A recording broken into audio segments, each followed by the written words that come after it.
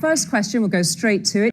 The President of the EU Commission, Jean-Paul Juncker, has already said that deserters will not be welcomed with open arms. Isn't he lovely? And that the UK... Isn't it wonderful? And that the UK will have to accept being regarded as a third country and will not be handled with kid gloves. I don't want to be threatened. The German Chancellor and the Prime Ministers of Spain and Netherlands. I'm sorry, we're British, we're better than that. We're not going to be bullied by anybody, least of all the unelected, charming though he may be, Jean-Claude Juncker. Forget it.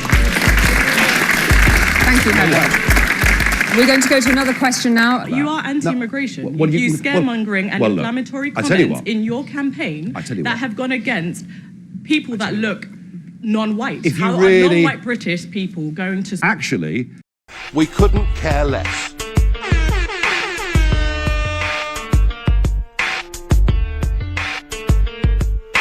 The migrant policy, and by the way, these are not refugees, they're mostly economic migrant policy over the last year, sparked by Angela Merkel, as we discussed earlier, has led to up to 5,000 jihadis coming in to the European Union in the space of the last 15 months.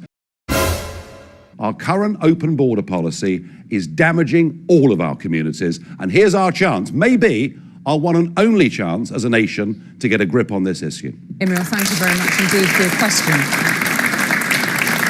And we're now going to go to... Can I again start? Because my understanding is European commissioners are appointed by elected representatives and have to be appointed we cannot vote. by Mr. the Juncker. Mr. Juncker was the charming Mr. Juncker who's been threatening us was mentioned earlier. Okay. We can't vote for him. We can't remove him. Thank Sovereignty. you. Thank you very much. We live in an interdependent world. But the point about this referendum, this is a referendum for us to vote to get our independence as a nation. Thank you. And that means we make our own laws in our own parliaments, our own courts are the ultimate arbiters, and we can then trade and make our own decisions. We just want to get one more question. Why don't you shut up and listen for a change? Thank you.